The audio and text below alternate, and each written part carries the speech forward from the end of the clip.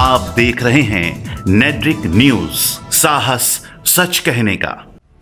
Supreme court की 2 न्यायाधीशों की खंडपीठ ने आज महत्वपूर्ण आदेश देते हुए बिहार नियोजित शिक्षकों के मामले को फाइनल आर्ग्यूमेंट देने के लिए 31 जुलाई 2018 पर लिस्ट करने का आदेश दे दिया है, जिससे लाखों नियोजित शिक्षकों को जल्द ही केस में निर्णय आने की उम्मीद जगी है। मिनिस्ट्री ऑफ HRD द्वारा दायर हल्फनामे में नियोजित शिक्षकों की तनख्वाह में 20% तक बढ़ोतरी की बात की गई, जबकि शिक्षक अपनी तनख्वाह 25,000 से 40,000 रुपए मासिक करने की मांग कर रहे हैं। सुप्रीम कोर्ट के एडवोकेट व शैक्षणिक मामलों के जानकार श्याम सिंह चौहान ने बताया कि दिनांक 29 जनवरी 2018 के सुप्रीम कोर्ट के आदेश के बाद बिहार सरकार ने 3 सेक्रेटरी लेवल के अधिकारियों की जो कमेटी गठित की थी, जिसने भी 20% वेतन में बढ़ोतरी और एलिजिबिलिटी टेस्ट पास करने की बात कही है। एडवोकेट श्याम सिंह चौहान ने नेट्रिक न्यूज से खास बातचीत करते हुए कहा, अभी जो काउंटर एफिडेविट फाइल हुआ था मिनिस्ट्री ऑफ HRD द्वारा, उसमें जो पहले का स्टैंड था वही स्टैंड को रिइटरेट किया है। उन्होंने यही बोला है कि 20% तक का तो हम दे सकते हैं। अच्छा, केंद्र पर? हाँ, केंद्र सरकार ने मिनिस्ट्री ऑफ HRD ने उन्हें यही बोला है कि 20% तक हम दे सकते हैं इंक्रीमेंट, वो भी तब जब एलिजिबिलिटी टेस्ट पास कर लिया जाए।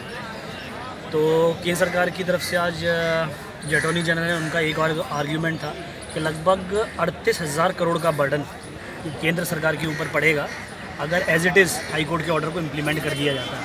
तो इस मुद्दे पे और बाकी मुद्दों पे 31 तारीख के लिए डिटेल आर्ग्यूमेंट होगा। और उसी दिन HRD या केंद्र सरकार TET को प्राथमिकता दे रही है? नहीं, इस बारे में अभी कोई चर्चा नहीं हुई। एलिजिबिलिटी टेस्ट तो सर वही है ना, TET।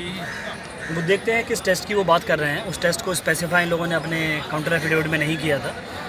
29 जनवरी 2018 के बाद जो स्टेट गवर्नमेंट की एक कमेटी सेटअप हुई थी, जिसमें 3 सेक्रेटरी लेवल के ऑफिसर थे, तो उस कमेटी ने भी यही बोला है कि 20% तक का इंक्रीमेंट हम दे सकते हैं, उससे ज़्यादा देने के ये फाइनेंशियल पोजीशन अभी स्टेट की नहीं है। जानकारी के लिए आपको बता दें कि बिहार में काम कर रहे करीब 3.7 लाख शिक्षकों का वर्तमान में मासिक वेतन करीब 20 से 25,000 रुपए है, जिसका 70% पैसा केंद्र और 30% पैसा राज्य सरकार देती है। लेकिन काफी समय से टीचर की ओर से समान वेतन की मांग उठ रही है।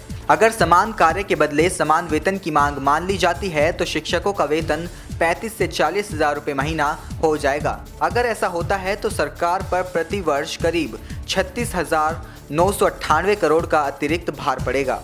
केंद्र सरकार ने सुप्रीम कोर्ट में दायर याचिका में बिहार सरकार के रुख का समर्थन करते हुए कहा कि समायोजित शिक्षकों को समान कार्य के लिए समान वेतन नहीं दिया जा सकता, क्योंकि वह समान कार्य के लिए समान वेतन की कैटेगरी में नहीं आते। जस्टिस AM सप्रे और जस्टिस UU ललित की पीठ ने मामले की अंतिम सुनवाई 31 जुलाई के लिए तय की है।